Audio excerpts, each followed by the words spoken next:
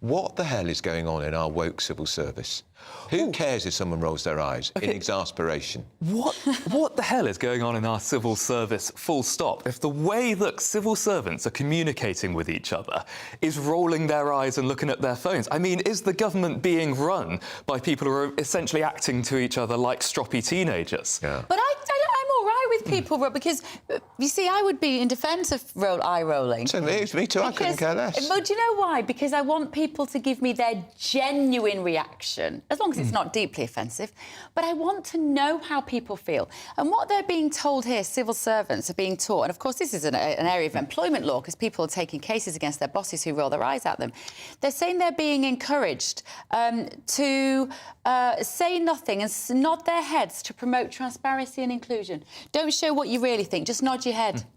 But I think that comes with then saying what you really think, and this is the key problem, and what these courses are trying to establish. And I looked into some of them when I was researching this, and it's not saying hide what you're feeling. It's saying, rather than huffing and puffing and rolling your eyes, if you've got a disagreement with someone, say I've got a disagreement with someone. Because otherwise, you can't have an effective workplace if people are sort of just passively, aggressively huffing at each other. Why do these civil servants need to be taught this? Why do people need to be taught this? This is just normal discourse in a normal working day. You don't need a seminar on it. Good afternoon, Britain. Good afternoon, Britain. Join us, Tom and Emily, to find out what's happening in the heart of Westminster and why it matters to you. Weekdays from midday, we bring you the most compelling stories from across the United Kingdom. And from your doorstep to our inbox. That's right, we want to hear from you. GB News, Britain's news channel.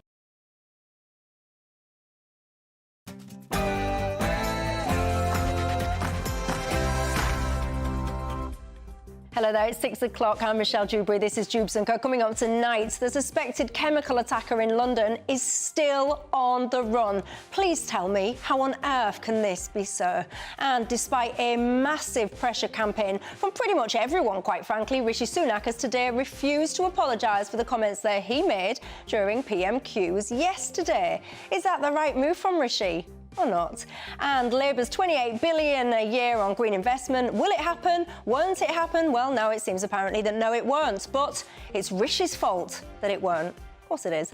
And Sunak, speaking of him, he was asked whether or not he'd ever bring Rishi Sunak back to the cabinet a la David Cameron. I've got to say, he didn't rule it out. I meant Boris, by the way. So should he bring Boris Johnson into the cabinet or not? And do you think we need new measures to clamp down on face coverings, fireworks and climbing on war memorials during protests? Yes or no? And last but not least, should passengers be weighed when getting on a plane? And if so, to what end?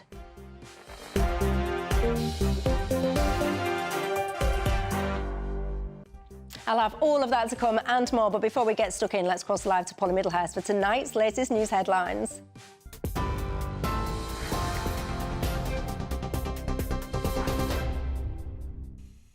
Michelle, thank you, and good evening to you. Well, Labour has confirmed today it is axing billions of pounds from its commitment to environmental issues.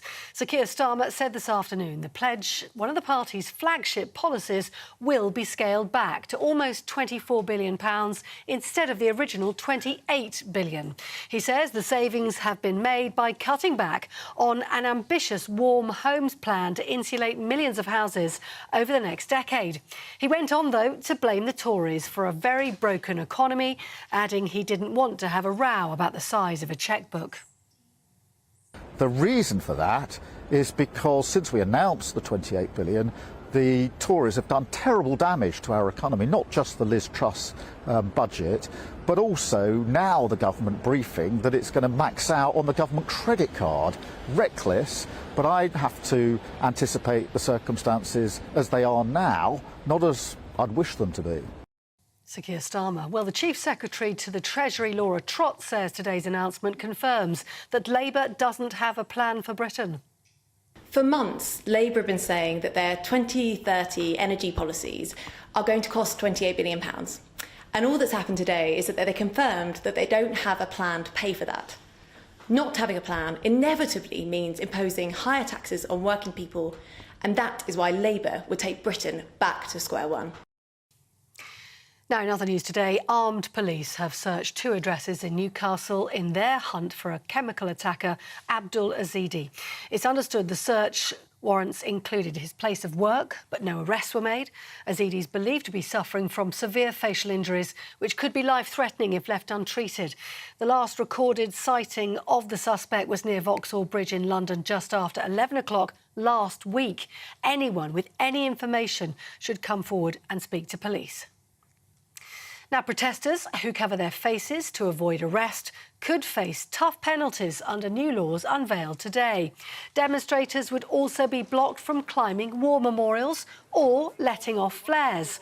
Citing the right to protest will no longer be an excuse for causing major disruption, as the Home Office seeks to crack down on what it calls dangerous disorder. Critics say the new powers represent a threat to civil liberties.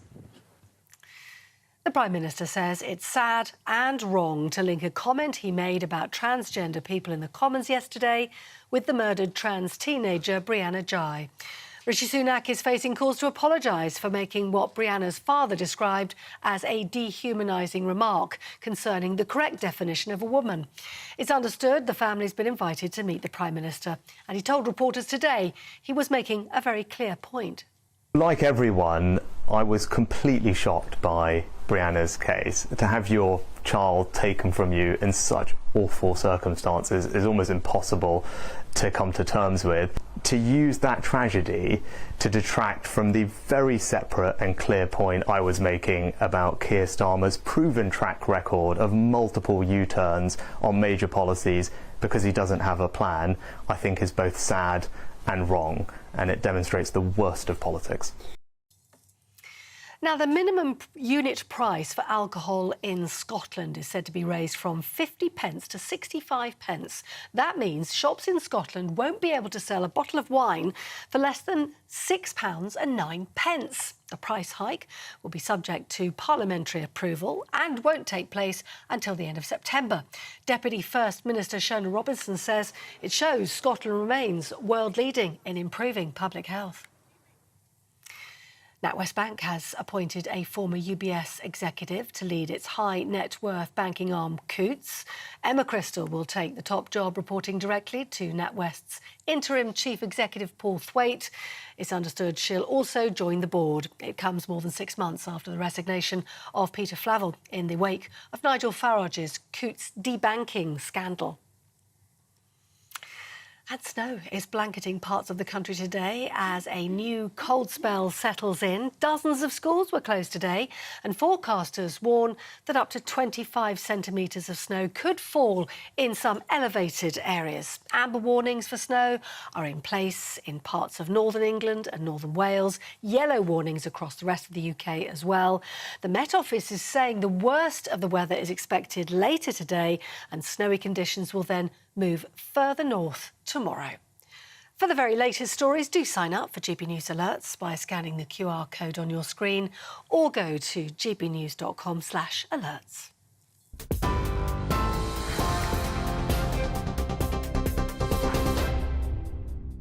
Thanks for that, Polly. I'm Michelle Dewberry and I'm keeping you company until 7 o'clock tonight. Alongside me, I've got the Head of Public Policy at the Institute of Economic Affairs, Matt Leash, and the contributing editor of Novara Media, Michael Walker. Good evening to both of you gents. And you know the drill, don't you? It's not just about us, it's about you guys at home as well. What's on your mind tonight? You can get in touch with me all the usual ways, gbviews@gbnews.com, or you can X me at gbnews. I'm trying very hard. My viewer yesterday told me off for still calling it Twitter, so I decided to call it X now. Just doesn't sound right, though. You can X me. I mean, sounds very odd. But anyway, whatever you want to call it at GB News is how you reach me there.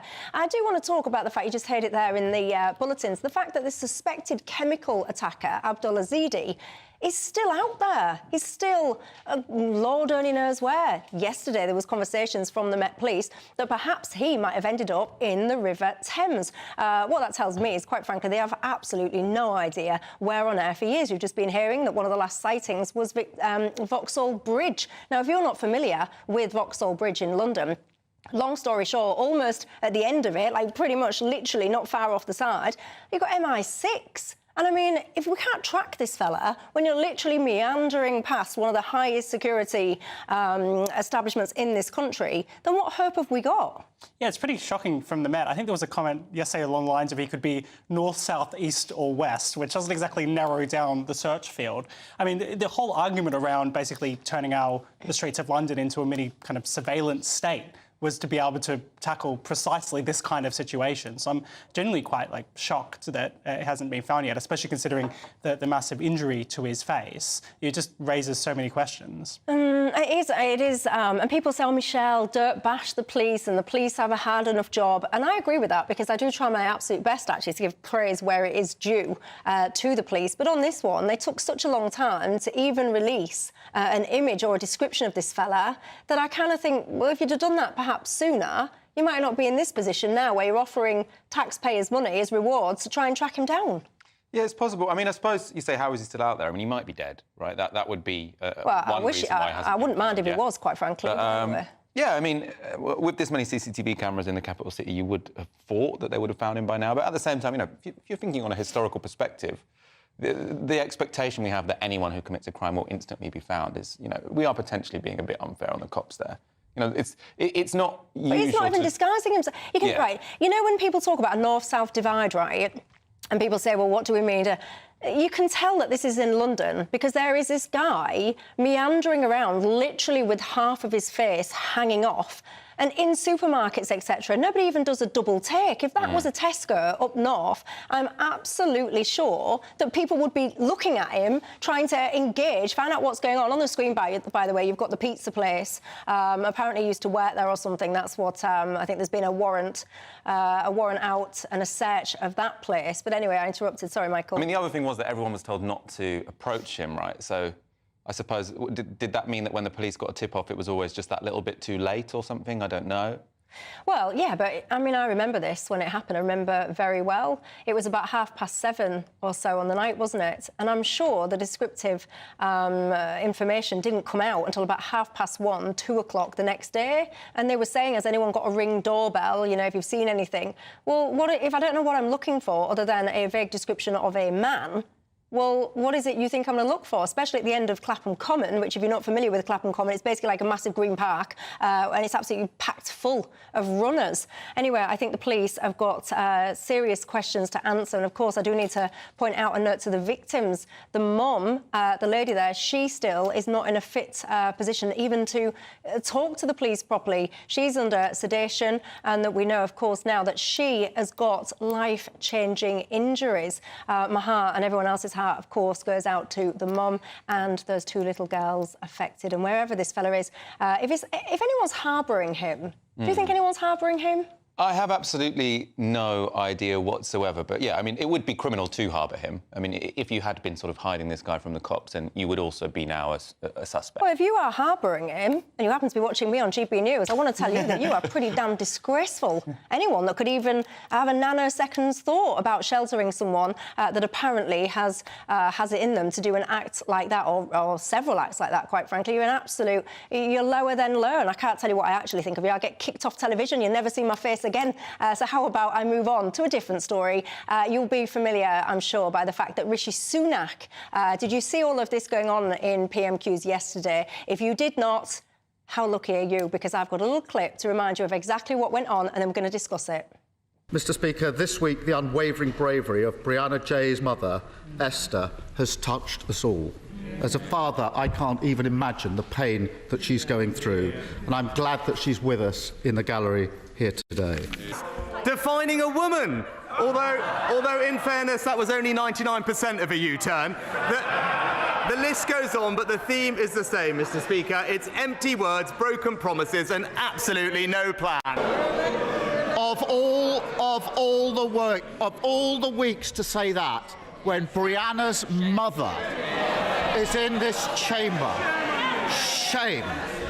Parading as a man of integrity when he's got absolutely no responsibility. Well, I've got to tell you, right off the back of that, there has been an immense pressure campaign aimed at Rishi Sunak everywhere, quite frankly. People have been saying to him it was awful, it was disgraceful. You just heard there Keir Starmer saying, shame on you. He's come under a huge amount of pressure, basically, to say sorry. Well, Rishi Sunak, he is not having any of that. Let's listen to what he had to say today.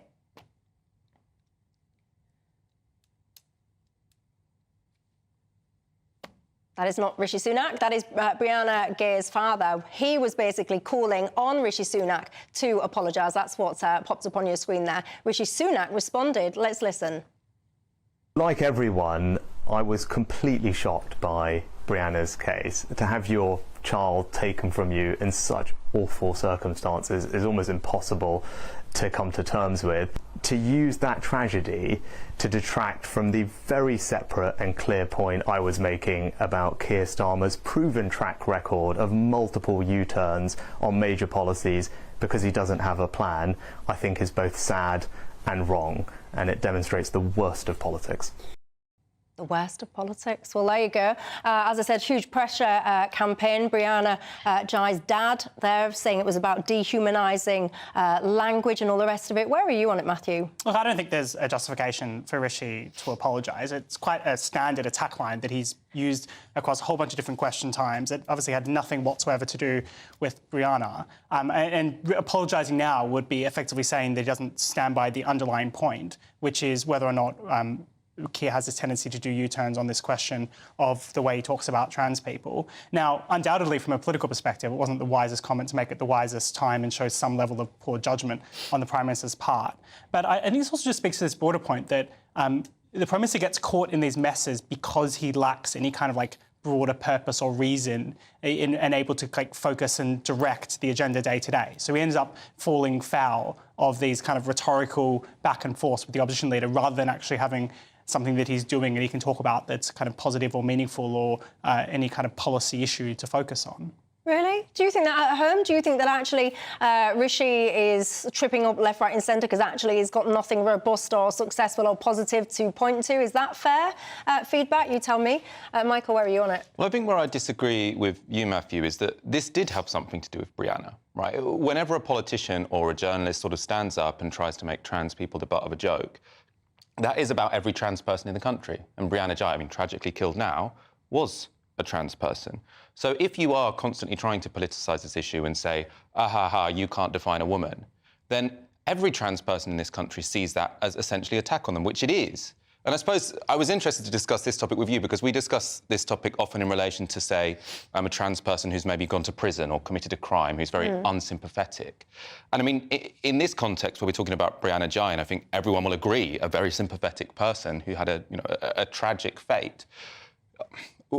Is it fair to sort of say, is she a woman? Is she a man? You know, I mean, where would you stand on that? Well, where I would stand is not to get involved. A child has been murdered, and what I think is absolutely damn disgusting that's happening in this society is that child's murder has been weaponised for political gain. And what you're trying to do with me, and it's not going to happen, I'm afraid, you're trying to get me to say, do I think that child was a boy, or do I think that child was a girl? Well, what I actually think is that is a child that's been horrifically murdered. And you know what? I just want to let that child lie. It's not for me to start attempting to say what that child was or wasn't, so I'm not going to get involved in that dialogue. So this idea as well, I think this idea that this is being sort of politically exploited. I mean, Rishi Sunak is saying this is the worst kind of politics. He's not just talking to Keir Starmer there, he's talking to Brianna Ghey's father, because clearly Brianna Ghey's father thinks this is relevant to his daughter. What's dehumanising about saying a woman doesn't have a penis? Because I think there are many people in society who were born as males who can only live happily in society as women. I think Brianna Ghey was one of them. What does that mean? What does it mean? So I think... How do you live in society as a woman? Well, so you live in a society being referred to as a woman. You'll probably take hormones, which changes what your body looks like. I mean, that's going to be a key one, isn't it? So you move around as if you were a woman or as if you were a female, let's say. And that's clearly the case with many, many people in society. How do you move around as though you're a female? What are we even talking about? Well, it means that people refer to you as a woman.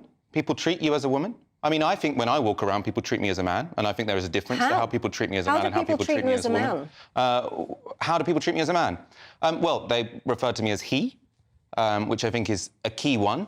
And then when I mean, especially when you're dating, I think it makes a big difference whether people treat me as a man or not. Gay men tend to find me more attractive than straight men, which is a way in which I move around the world as a man. They're gay, and that's their sexuality.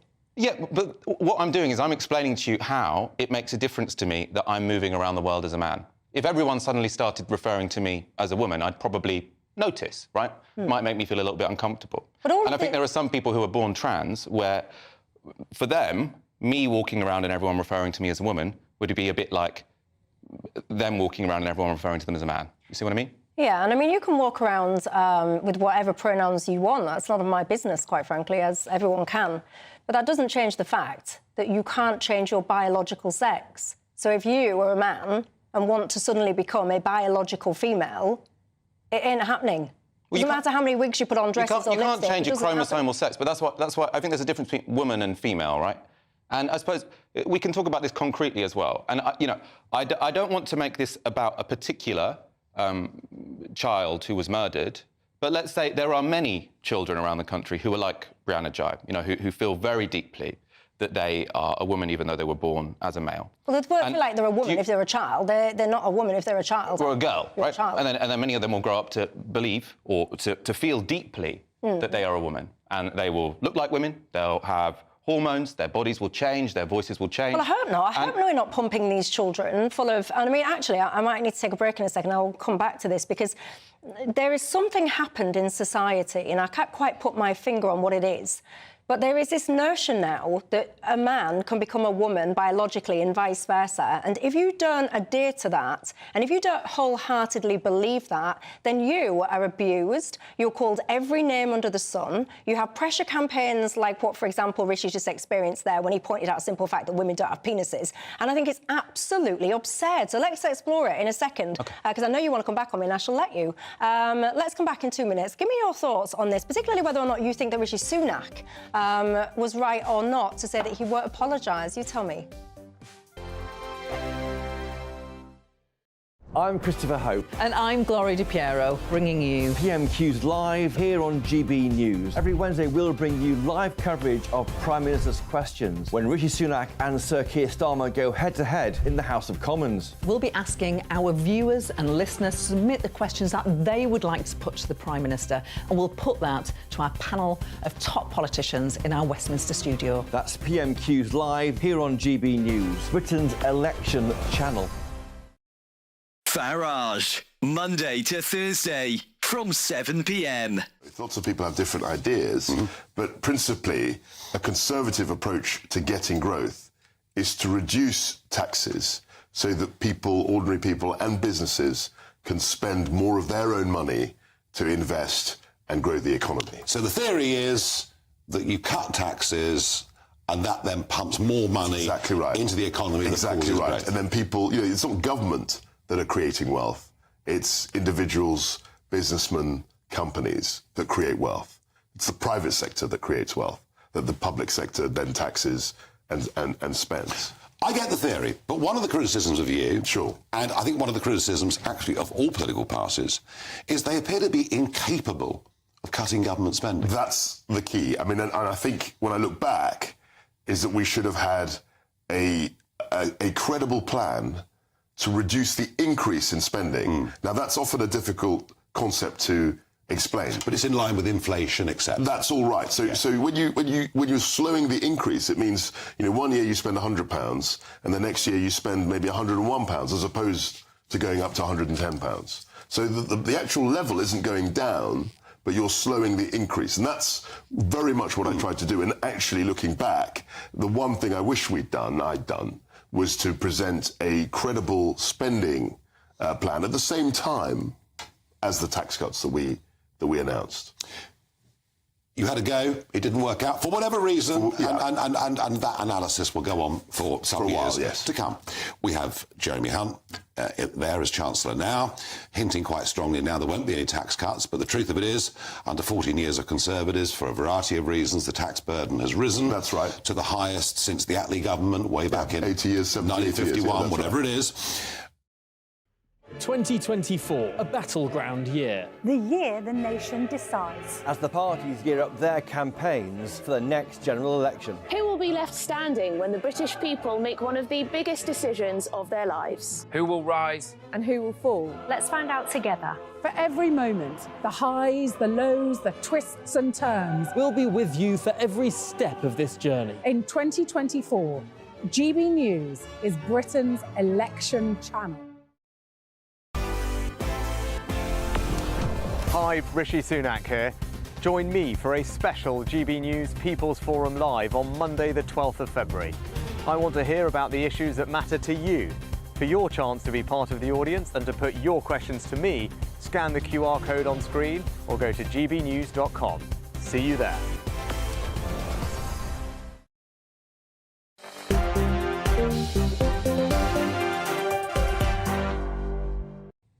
Hi there, Michelle Dewberry. This is Dewbs & Co. If you were just listening then to Rishi Sunak, yes, indeed, we are going to be in the North East on Monday. It's your opportunity, and I repeat that, your opportunity to put your questions to our Prime Minister. It is not about the presenter and Rishi. Oh, no. It's about you guys and Rishi. So if you're in the North East, come along. And if you're not in the North East, you know what? Have a day out. Why not, eh? Get your camera, take a picture of the QR code, scan it. It will give you all the details. I will be there, and I'm very much looking forward to it. I hope you can join us. Anyway, in the studio today, I've got the head of public policy at the Institute of Economic Affairs, Mark Leash, and the contributing editor of Novara Media, Michael Walker. We were just speaking before the break about whether or not Rishi Sunak should apologise for what he said at PMQs. Les on Twitter said, Michelle, you got completely sidetracked there, you guys. You started talking about how people identify. The question was whether or not Rishi Sunak should apologise. But you see, oh, it's Lee, actually, not Les. It's all linked, because the reason people are saying that Rishi Sunak should apologise is because what they're suggesting is that he was disrespectful to the family of Brianna Ghey, who were in the public gallery. And the reason that they think he was disrespectful was because he was basically saying that Keir Starmer can't quite fathom what a woman is. So actually, that conversation about identity, etc., is at the heart of it, Lee. Michael, anyway, you wanted to respond. Yeah, I'm not sure exactly where we were. I suppose where I stand on this, and I want to be clear about this, is I think there is a lot of uncertainty in this issue, right? I feel that we are coming to a new understanding of what it means to be a trans person, right? We didn't used to have so many trans people around. There were lots of people who I think moved around the world quite uncomfortably and are now more comfortable because they can be out as trans. But weren't those people called transvestites before? And I don't mean to be rude, but if someone was dressing in clothes that would be typically defined as the alternate gender, then typically those people would have been called transvestites. Yes, but that would not have involved sort of a full transition. So I suppose a transvestite, you wouldn't normally sort of take hormones, and you would sort of only spend part of your time dressed as the opposite sex. So a transgender person, the difference is you sort of take steps such as taking hormones and you live your entire life as the opposite gender, as opposed to dressing up as the opposite gender, which is what a transvestite would be. I mean, it might be the case that sort of people who had similar needs and urges expressed that in different ways. So when it wasn't sort of deemed socially acceptable to be trans, people would have been transvestites, or, you know, I think it's also possible that there were a set of people who were trans, but there just wasn't this obsessive political focus on it that we have today. And I think you're right that in a fundamental sense, it's not really about biology per se. You can't change your biology, but you can change how you choose to present yourself. And then we have a decision as a society whether or not we're going to accept that. I think with someone like Brianna, who was obviously doing no harm to anyone else, who was causing no problems by presenting as trans, I fully respect her right to go by whatever pronouns she wants to go by, and for us to respect that as their identity. Now, there are issues when this starts butting up against certain rights and access to spaces and people who abuse the system, as we know does happen. But at a fundamental level, if there are going to be some people who want to present differently in a different way, I can't see a reason why I want to stop that. I just want to be clear as well, that actually everyone's shouting shame at Rishi Sunak and saying that actually what he was doing was, I quote, dehumanising. Actually, Rishi Sunak, if you'd have listened to Jacob Rees-Mogg last night, in fact, I'll play you the clip of what he was saying, because he was suggesting actually it was Keir Starmer that had broken Commons rules. Listen. Did he make a mistake, or is it a storm of the teeth? I am appalled by the Leader of the Opposition's abuse of parliamentary procedure. So if you look at paragraph 2130 of Erskine May, it says that members in debate should be brief and directly related to proceedings and should not be phrased so as to be in any way intimidating or seek to influence debate when referring to people in the galleries. And Mr. Sir Keir Starmer tried to influence the debate by referring to people in the galleries. This is strictly disorderly, and I think Sir Keir should apologise to the House tomorrow. What do you think the chances are of that happening? Very briefly, do you think Keir Starmer should be the one to apologise? No, absolutely not. I mean, I think that rule is there because, you know, if there's a debate on a particular piece of legislation, you don't want to try and sort of change how MPs vote based on who is in the chamber. What Keir Starmer was pointing out was that Rishi Sunak had said something which I believe is dehumanising to trans people in front of the parents. What's dehumanised? I mean, I do not want to make my programme all about this, but it is absurd that to point out in actual fact that a woman doesn't have a penis, that is somehow dehumanising. Well, so I don't think that is an actual fact, right? I think that there's actually a lot of uncertainty around this, and sort of as a society, we are negotiating what it means to be a woman, what it means to be a man. Now, obviously, female and male female and male is a scientific categorisation. Male, and an adult man and woman is a social categorisation. No, a woman is an adult human female. Well, that's one definition. So. Yeah, but it's appalling that the word has been stretched to accompany. A woman is an adult human female. What's happened is that all these activists have grabbed a hold of that word, they have stretched it to within an inch of its life to now try and force it to include men. But so, when you meet someone who's a trans woman who's sort of lived there, lived for years... I would call that person a trans person. So what pronouns would you use? Well, if they wanted me to be respectful to them, I would call them whatever they wanted me to call them. But so if we're now just talking about language here, so I would say, when you're talking about pronouns, she is how we refer to a woman, right? But you're now saying she doesn't just refer to a woman, she also refers to what I'm saying trans is person. Pronouns to me are absolutely irrelevant. You cannot change the simple facts, and I do need to move on in a minute, otherwise my whole programme will be on this issue and we're never going to agree. And ultimately everyone's entitled to their own opinion. But ultimately, an adult human female is a woman and an adult male is a man. And you cannot, and I don't mean this to be rude, I don't wish anyone any harm, I don't mean to be disrespectful to anybody, but I do believe in biological fact, and I do believe that biological fact and the respect of that is absolutely crucial to a smooth, functioning, decent society. But I think many people would read that as inconsistent. So because many people who are trans, right, so they can only be happy living as the opposite gender, right? If you're saying you cannot be that opposite gender, you must be the gender in which you were born. You can wander around. But that is what you were saying. You can you're then saying they're all deluded, and it's not real. It's just deluded. If so you are a you think man all who trans thinks people are that you're deluded? a woman, if you are a man who thinks that you're a woman, and the only thing that makes you happy is wearing a dress, you can wear 17 dresses at once if you want. You can throw on a couple of wigs, some lipstick, and a bit of perfume, and carry a handbag. I don't care. I wish you no ill harm. You can call yourself whatever you want to call yourself, but I don't mean to be blunt, but I'm going to be because it needs to be said. You are not a woman. You are a man. Sorry, but it is a fact. Well, I don't think that is a fact. I think man and woman, that's a social categorisation. We can have a discussion about what we should define as a man or a woman, but that you can't sort of really refer to biological fact, because that's the realm of male and female, which is the realm of biology. You're talking about social categorisations. We can debate them. It's fine if that's your position as to who we should treat. I feel very strongly. I feel that women's rights are being eroded. You're setting up all these children in schools onto these pathways of hormones, of body mutilation, delusion, mental health issues, just so you can accommodate these people that believe that there's something that they are not. So say if I've got a friend who's lived as a woman for 5 years, you would recognise them in the street essentially as a woman. What does that mean, lived as a woman? OK, well, let me end the question, right? So a fact is that they have. If you walk past what do you mean, live as a woman? Because I mean, people think they're a woman. nonsense. If you walk past them in the street, you would think they're a woman. Do you think that they should have to use a male changing room? Well, if you're a man, yes. So you do think that? So you think that people who if you've got have taken hormones, I feel really their bodies have uncomfortable. changed. I feel uncomfortable having this conversation because there's people having their dinner and their tea with their children, and I'm not really sure how appropriate all of this is for this time talking about bits and pieces. But at the end of the day, if you are a man and you have a penis, get into the man's changing room. You will never change my mind on this, and likewise, I'm not sure I'll ever change your mind. You know, I think the only thing that might change your mind is if you became close friends with a trans person. And I'm not saying that because I think you're, like, bigoted and you don't know them. I'm just saying that, for me as well, you know, there's lots of issues that I was confused about, then I became good friends with trans people, and now I feel very differently about it.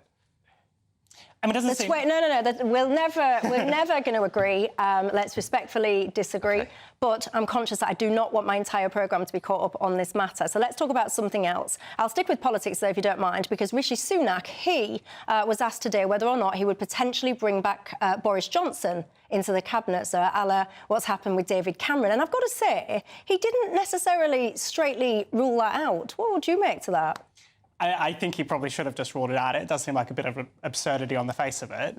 It's quite clear that Boris and Rishi don't get along. If he brought Boris back into the cabinet, it would be a huge distraction to have another former Prime Minister in there. The question would be repeated, is Boris about to go back into number 10? Is a challenge about to be mounted? I mean, perhaps in the, you know, 1 in a million worlds where Rishi wins an election and is in a powerful kind of political position, he could bring back someone like Boris. I suppose you then also have to say, is Boris particularly popular? He's popular among some people, but a lot of people still hate him, and Partygate did a lot of damage to his reputation. And on top of that, would he be a competent minister? I don't think Boris was ever seen to be able to manage a kind of department or a brief particularly well. Maybe there's some roles he could do well as more of kind of like a spokesperson, as a public figure, but it doesn't seem like he's really someone you put in a department because you want to see some kind of major reform done. That's not ever been Boris's focus on some specific policy detail. Would you welcome Boris back into the bosom of cabinet? I think this is a much less controversial topic than the last one, isn't it? I think it seems kind of desperate to suggest you might have Boris Johnson back. Although, to be honest, reading the story, I don't think Rishi Sunak did even suggest that. I think he was just trying to avoid the question.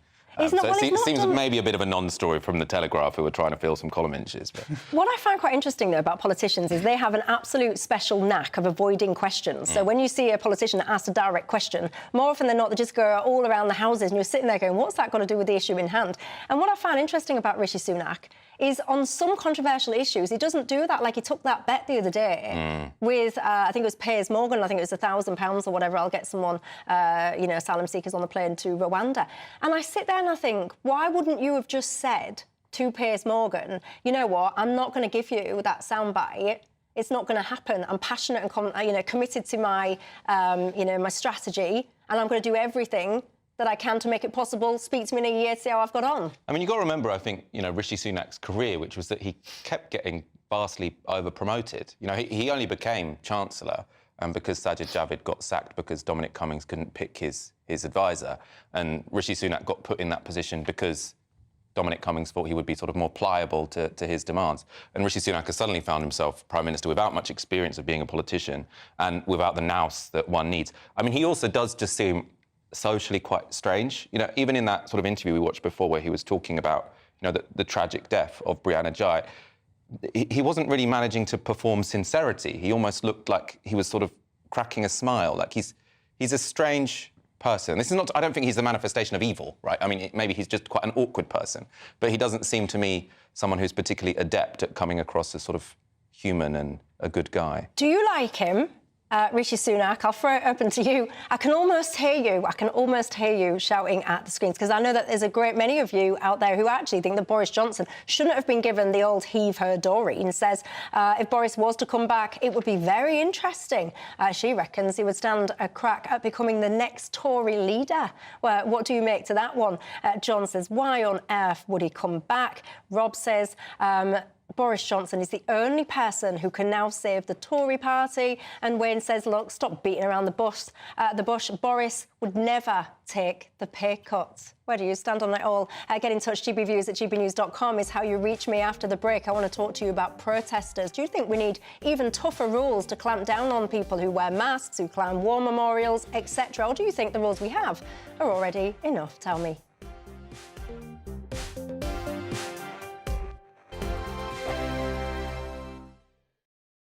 I think the most exciting bit for me is talking to people. People who I think are ignored often by the major news channels. We're going to give news they want to hear. There's a voice there that needs to be heard. I think there's a chance here for a diversity of opinion to be expressed, which you don't find elsewhere. It's really exciting. We don't hold back. We're free to say how decisions that are taken here affect us all around the country. only on GB News, the People's Channel, Britain's news channel. Good afternoon, Britain. Weekdays from midday. Elon Musk has announced that the first patients to receive a groundbreaking brain implant from Neuralink is recovering well. This is all a bit odd. The product, called telepathy, uses a robot to surgically place a computer chip in a region of the brain that controls movement. Yes, Elon Musk says that the first goal is to enable people to control a phone or a computer just by thinking. He says that initial tests show promising signs of brain activity, meaning that patients with paralysis could one day overcome their conditions. Not sure about this one. Joining us to discuss this breakthrough is applied futurist Tom Cheesewright. Tom, this sounds, well, slightly terrifying.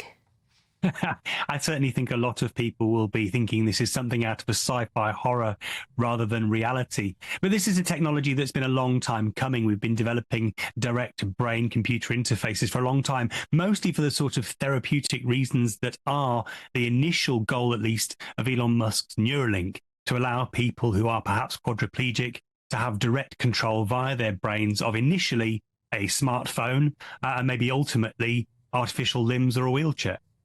It does seem fascinating how quickly this technology is moving on. I saw demonstrations perhaps a year or two ago of people playing a very simple Pong game just by thinking, moving sort of one line on a screen up and down.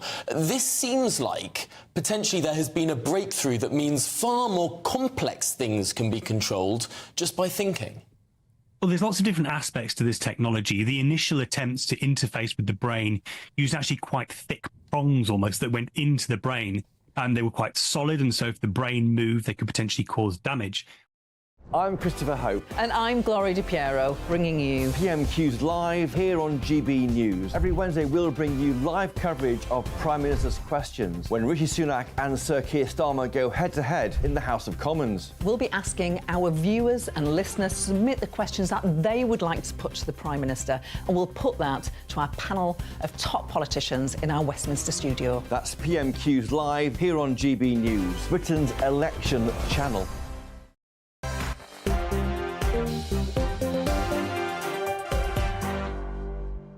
Hello, this is Dewbs & Co. with me, Michelle Dewberry. I could tell you, we're still carrying on this conversation, Michael and I. We can't help ourselves about what is a woman. Every time I see this guy, we always have this debate. I never bring up the topic, I have to say. Always. Anyway, you know what? Hopefully we do respectfully debate. That's what this programme is all about. Anyway, the head of Public Policy at Institute of Economic Affairs, Matt Lesh, is alongside me, as is, I've just been mentioned, the contributing editor at Novara Media, Michael Walker. Let's talk protests, shall we? Apparently now the police are set to have more powers to arrest protesters if they're wearing a mask, if they're climbing on war memorials, or if they're kind of taking these flares, so basically a form of fireworks, to protest. What do you make to this, Matthew? Do you think this is the right move? Is it necessary? Look, I think as a premise, we should respect the right to protest and people should be able to express themselves on the streets. There's an obvious need here to balance that with the level of disruption that is caused. You don't have an unlimited right to block the streets in central London and in infinity, nor do you have a right to disrupt certain public spaces or climb on war memorials. I mean, it's unclear to me why the police necessarily need new powers. We have this quite a lot from the government where there's some public authority not quite performing in a way they'd like, and rather than sorting out the managerial issues that have led to that, they say, we're going to create a new power, we're going to enforce, we're going to change the law rather than ensure the existing laws are enforced. I think if someone is being disrupted or protest, there are already plenty of laws that can be used against them, and I'd like to see those laws used before adding additional ones to the statute books. Michael? I mean, some of these seem impractical. So in terms of face covering, what do you do if someone's, very worried about COVID and they're wearing a face mask, or if it's winter and someone's wearing... Tell them to stop being so ridiculous? Well, I mean... Sorry, I'm being facetious. Go on, sorry. Yeah, I apologise. There are clearly practical problems with that, because I think... So at the moment, it is the case that the police can be given the right to say you should take off your face covering, and then if you refuse, then they can arrest you. They've already got that right. So what this will be doing is saying, if you're covering your face, they can immediately arrest you because you've committed a crime. Now, you can see how that would be What about religious ambiguous. face? What about if you're at a protest wearing a religious face covering? Yeah, I mean, that's going to be incredibly difficult to police, isn't it? So I'm not sure how practical this is. I would say at the same time, because, you know, I actually agree with everything Matt said there. I do think, you know, I think people have the right to protest, but people also have the right to go about their days, you know, is there a limit their day there? in a sort of usual way, and we sort of debate as a society where that line should be. But where is that line? Because I know that you're quite passionate about the pro-Palestine protests that happen pretty much every single weekend now. Should there be a line? Should people be saying, the police be saying, right, you know what, enough now, you've done it every single weekend, or not? Well, I think it's difficult to say enough now when what I think is a genocidal war is still going on, right? So, I mean, this is the International Court of Justice said it's The plausible. Court of Justice has not concluded that there's a genocide. They haven't concluded. They've said it's plausible. Well, you can say anything is plausible, but it's an absolutely absurd claim. There is no urban warfare in human history that has led to fewer deaths than what is going on in Gaza right now. The Israeli military spends more effort than anyone else ensuring that civilians have the opportunity to get away from where there's gunfire. If you want to blame anyone for a genocide of Palestinian people, it's Hamas, who are literally hiding beneath them and firing rockets at civilians and went in October 7 and in an effort to mass murder Jewish people. Now, that is an attempt at genocide. Do you think when Yoav Gallant said that we need to... It doesn't matter what Yoav Gallant says. Well, it does matter what he said, because he is the Defence Secretary. It does in terms of international law. No, but he's not the one managing the operation in Gaza. He's not the one in charge of the day-to-day actions. He's the Defence Secretary. He's the Defence Secretary. No. He is in charge of what's going on in Gaza. His rhetoric is not what matters here. What matters here is what actually happens on the ground. OK, so what's actually happening on the ground? 26,000 people have been killed. 11,000 children. How many of those are Hamas fighters? Probably about 10,000. How many of those have been hit by Hamas rockets? 11,000 children have been killed. About 70% of buildings in Gaza have been completely destroyed. Now, the Hamas figures, right, or the figures from the Gaza Ministry of Health, they are accepted by the UN. They're actually accepted, this was in an Israeli newspaper recently, they're accepted by the Israeli intelligence. That's the best numbers they've got. And in every past conflict, they have turned out to be true. Right, so this idea that we can... people are seeing the pictures as well. It's not 26,000 civilians. It is a large number of military fighters, including those who... 11,000 of them are children, right? No one is disagreeing that 11,000 of them are children. If you want the carnage to stop in Gaza, it's actually very simple. Hamas needs to hand back... So what you're describing now is collective... What you're describing now is collective punishment. No, there is no collective punishment going on. There is the fact that Hamas uses children as shields as they try to fight. So there isn't actually evidence about using them as shields. Absolutely evidence of music. Obviously, it's urban warfare, but I think you're also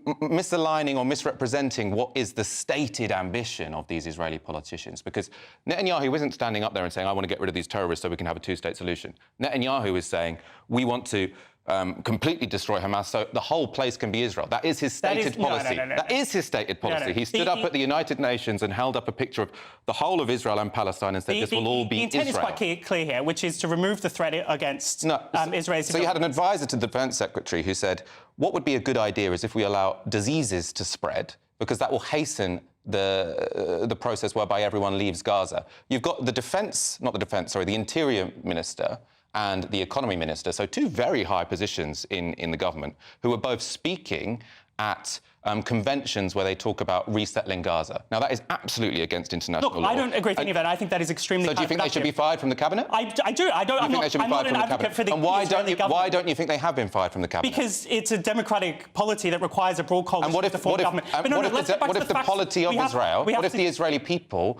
want to kill lots of Palestinians? Because all the polls suggest that's what they want. They want to go even harder. Hang on, interesting point there to make, interesting time to take a break. I'm going to come back to this, I think, in a couple of minutes. I'll see you in 2.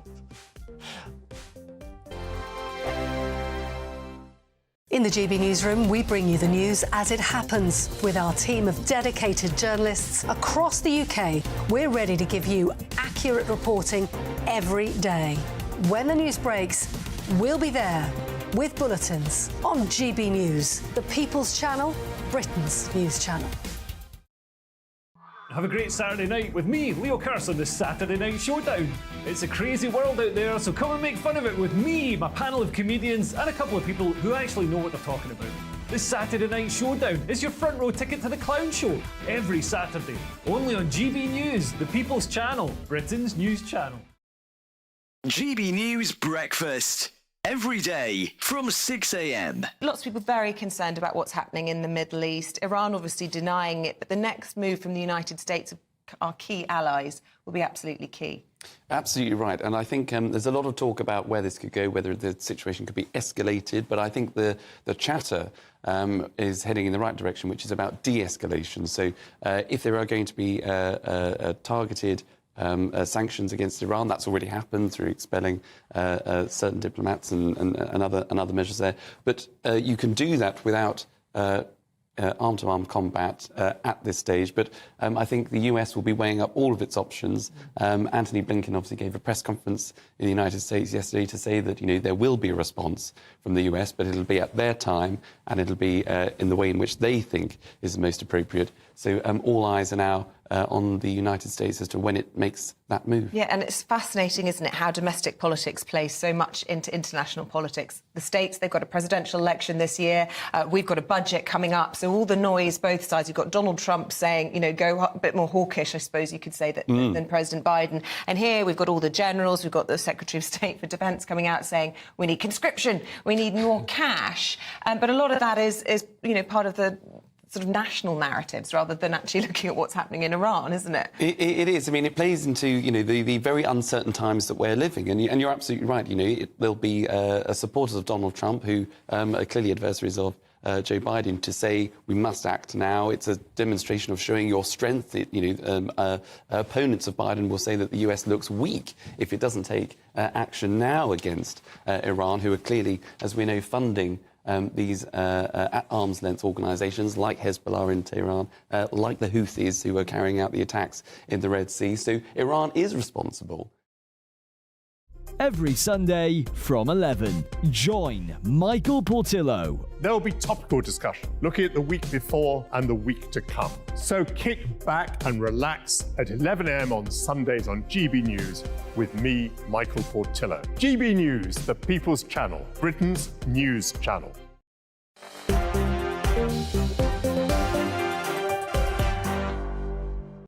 Oh, and so it continues. I'm Michelle Dewberry. Till 7, the head of public policy at the Institute of Economic Affairs, Matt Leach, alongside me, as is the contributing editor of Novara Media, Michael Walker. Lots of you guys have been getting in touch. There's a lot of love for Boris to make a return to cabinet. I've got to also say that there's a lot of people that are not having absolutely any of it.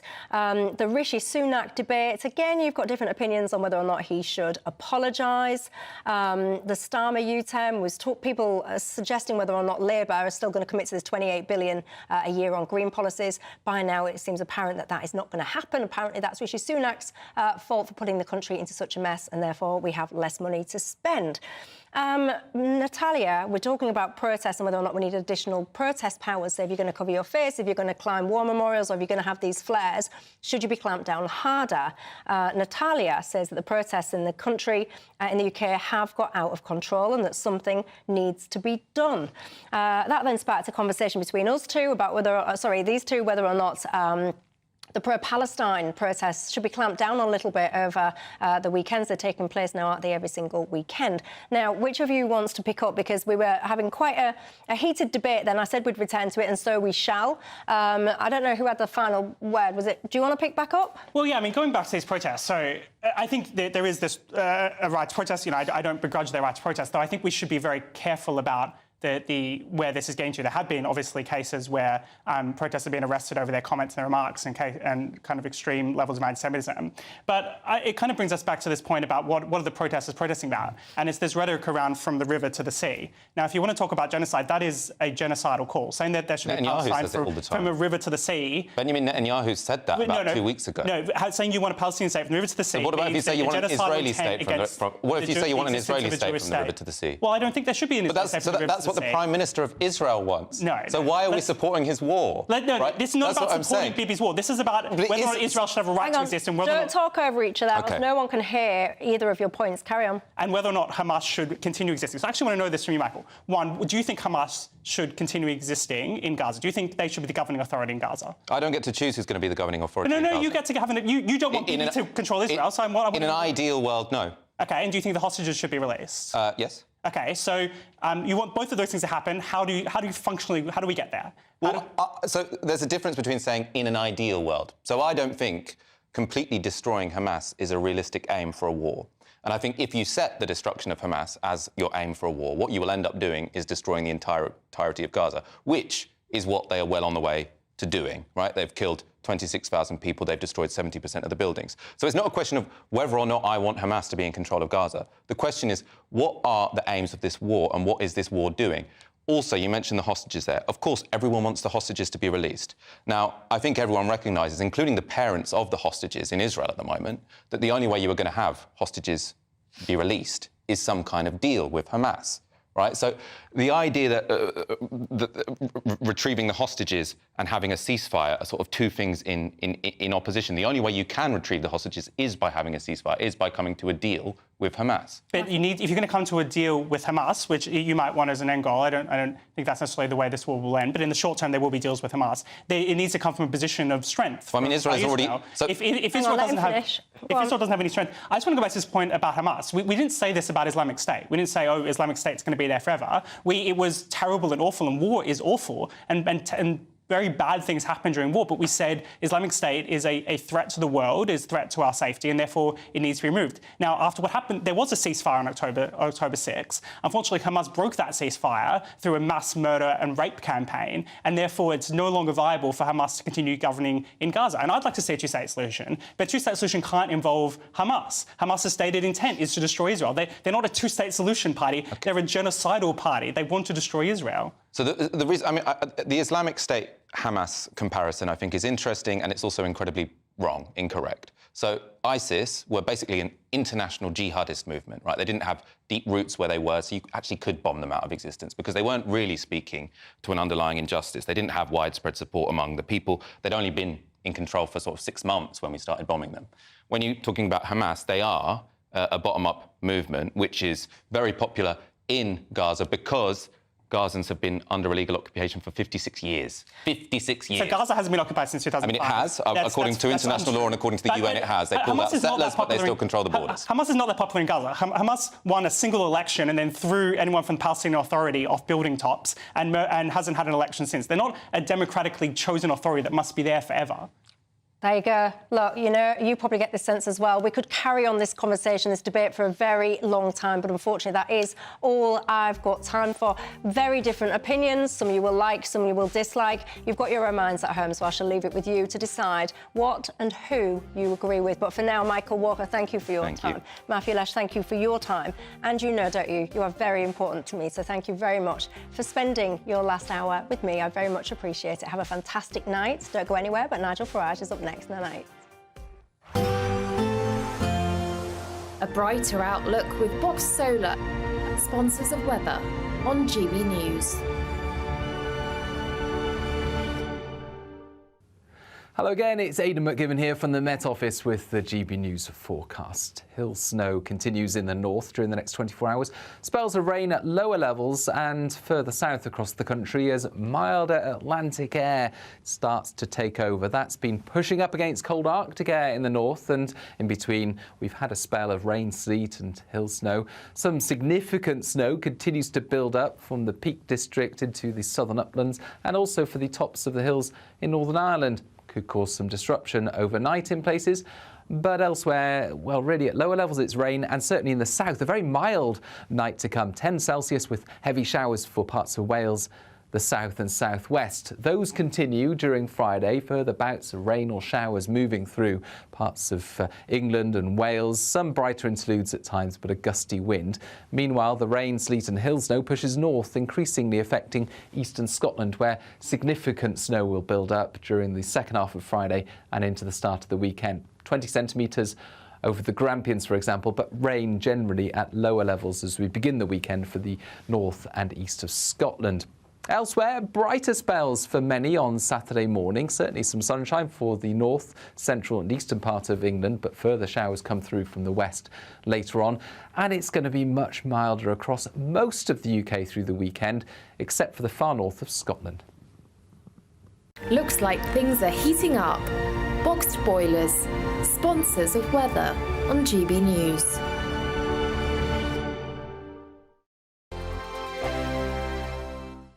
I'm Andrew Doyle. Join me at 7 o'clock every Sunday night for Free Speech Nation, the show where I tackle the week's biggest stories in politics and current affairs with the help of my 2 comedian panellists and a variety of special guests. Free Speech Nation, Sunday nights from 7 on GB News, the People's Channel, Britain's news channel. In the GB Newsroom, we bring you the news as it happens. With our team of dedicated journalists across the UK, we're ready to give you accurate reporting every day. When the news breaks, we'll be there with bulletins on GB News, the People's Channel, Britain's news channel. Patrick Christie's Tonight. Weekdays from 9 p.m. Ken, do you find the Union flag, the Union Jack, divisive? In some situation, but as Simon quite clearly stated, and I agree with everything that he says in regards that there's situation when people use it for ulterior motive to cause fear, alarm and distress. We saw that with the far right when they came up to saying protecting the Churchill statues and things of that nature. But largely on the large whole, even I wave the St. George's flag on a sporting occasion. And I don't see anything wrong